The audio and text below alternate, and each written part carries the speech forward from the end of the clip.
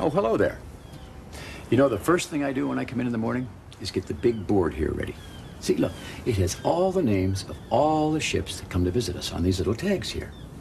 The big board also has all the places around the harbor where the ships might go. Now, as the Harbourmaster, it's my job to decide where the ship should go. The hardest part of getting the big board ready is deciding where to put all the ships. Because some of the ships don't always want to go where I put them. Like, well, the ocean liners. They want to be down here close to the city so they can see the sights. And the fishing boats always want to be together so they can talk to each other.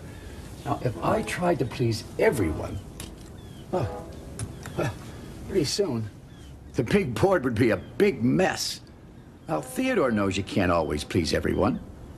He found that out the day he was chosen for a very special job. The tugboats were gathered round the dispatcher at the Great Ocean Tug and Salvage Company dock, getting ready for their morning work meeting with the dispatcher. Theodore was waiting impatiently for the meeting to begin. For today was a very important day, Monday. Every Monday, the dispatcher gave the tugboats their special jobs for the rest of the week. First, the jobs for the week, announced the dispatcher. George will be in charge of getting new bumpers. We seem to be losing a lot of bumpers lately. Kodak, harbor safety as usual. Emily, cleanup patrol.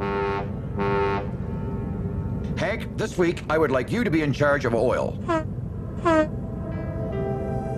Theodore looked at Hank. Oil was the job he had been hoping for. Theodore wasn't sure what jobs were left. Maybe there'd be none for him. But then the dispatcher said, Theodore? Oh yes, Theodore. This week you'll be in charge of welcomes. Theodore was surprised. Being in charge of welcomes. That meant you get to show special visiting ships around the harbor. It was a very important job. He'd never done it before. Hello, Mr. or Mrs. Special Visiting Ship, practiced Theodore. Welcome to our harbor. I hope you like it here because it's nice. Because it's nice? Did that sound right? Theodore wondered, what should he say? The loud blast was from George, who was on his way to work with Hank. What are you doing? Asked George. I'm practicing my welcome, replied Theodore. Ah, welcomes are easy, said George. You just say, hello, this is the second biggest ice-free harbor in the whole entire world. And with that, George let out a big, long blast of his horn. A big blast from my horn, thought Theodore. I wonder, is that the best way to welcome? Theodore had a job to do with Emily, so he thought he'd better ask her too, just to make sure. Emily, called Theodore, what's the right way to welcome? Visiting ships like to see interesting things, replied Emily. I always tell them about the family of whales who sometimes visit the rocky cove. That's different from what George said, Theodore thought to himself. I wonder which is really the right way to welcome. They passed Fodak, nudging Bedford Buoy back into place. Strange, Fodak was saying. This buoy is spun right off his spot. Theodore knew Fodak always had a lot of useful information, so he asked, Fodak, what's the right way to welcome? You simply say, replied Fodak, that our harbor is the safest harbor in the world, and we have the most fire extinguishers. And then, he added, I do this. Fodak shot out a great spray with his firefighting hose. Another way to welcome, groaned Theodore to himself. But which welcome was the right welcome? The next foggy morning, after the dispatcher had told the tugboats their jobs for the day, he turned to Theodore and announced, We have a very special guest who has come to stay in our harbor. Please go welcome him. The other tugs were surprised. They hadn't seen or heard any special ships arrive. He came in under the water, explained the dispatcher, and now he's at the Navy Yard. His name is Northumberland. Under the water, replied Theodore. He must be a submarine, said Fodak. He's been under the water for 3 months, continued the dispatcher. I expect he's very tired now. He's here to rest. The tugboats floated off to work, thinking about the mysterious new visitor. Theodore set off bravely for the Navy Yard. When he arrived at the Navy Yard, Theodore looked around for a ship named Northumberland. The fog made it hard to see anything. How can I welcome something I can't even see? Theodore wondered.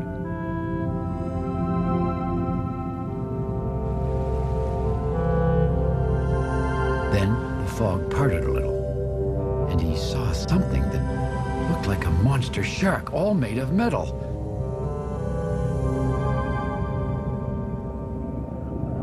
Yikes! He shouted in surprise. But then he saw a name on the side of the strange thing. Sure enough, it said Northumberland. Theodore floated a little closer to the silent giant. He was so nervous his anchor was rattling. Hello, Mr. More Thumbs Than One, he began, and blew his horn as loud as he could, like George. It wasn't quite as loud as George, but it was pretty loud. And then he said, "Our harbor has the second biggest ice-free whales. I mean fire extinguishers. Theodore got jumbled up with all the things the other tugboats had told him. Their words felt funny in his mouth, like they weren't happy to be there at all. He decided he would shoot out a great spray with his fire hose, just like Foduck. But then he remembered he didn't even have a fire hose. Theodore decided he would wait for the submarine to say something. But the submarine said nothing. Not a word, not a whisper, not a wink. Theodore was sure his welcome had gone all wrong. The other tugs were waiting for Theodore when he returned to the great ocean dock. They were eager to hear all about the new ship. "How did the welcome go?" asked Emily. "What's a sunk marine like?" asked Hank. Theodore hung his head. "Well, a shark, I guess, but I've never really seen anything like him before. And I don't think the welcome went very well. He didn't even seem to notice me." George looked upset. "Did you tell him how big the harbor is?" "Not really," answered Theodore. "What about the whales?" said Emily. "Not exactly," replied Theodore. "What about safety?" asked Foduck. "And about bigness?" shouted George.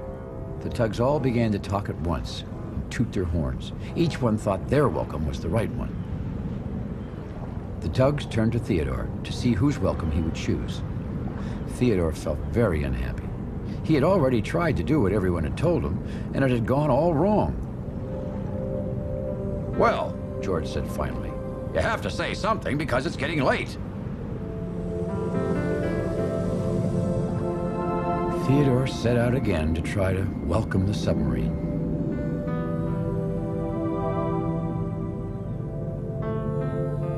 He still wasn't sure how he would welcome or if the strange submarine would even listen to him.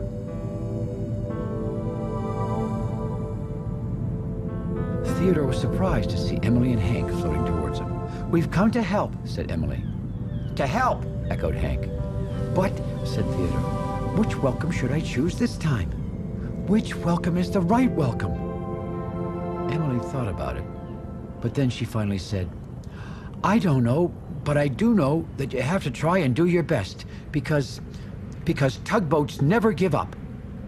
Theodore was happy that Emily and Hank had come to help, as it was getting dark, and Northumberland was kind of scary. But as they approached the submarine, all shiny and silent, Hank's eyes grew wider and wider. "Maybe," whispered Hank, "sunk marines don't like tugboats. Maybe that's why he doesn't say anything." Theodore floated a little closer to the submarine and was just clearing his throat and making brave puffy sounds with his smokestack when Foduck appeared. "The reason," announced Foduck proudly, "Northumberland hasn't said anything, I believe, is because submarines only speak in secret underwater code." Then Foduck made all kinds of sounds with his special equipment.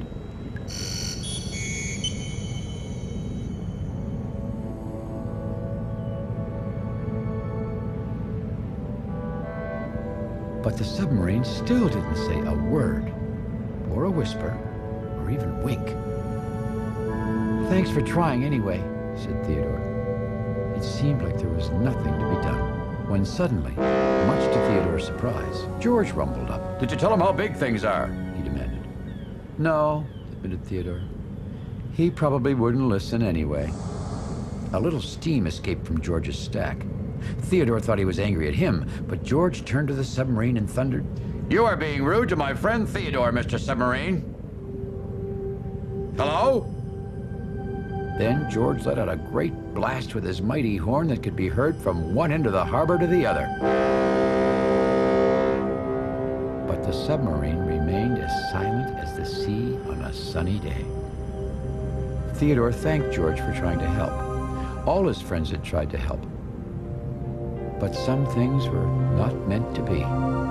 The tugs turned sadly for home. Just then, there was a sound, a kind of groaning, kind of moaning sound. The tugboats slowly turned back to the submarine. It was moving. Then the most surprising thing happened.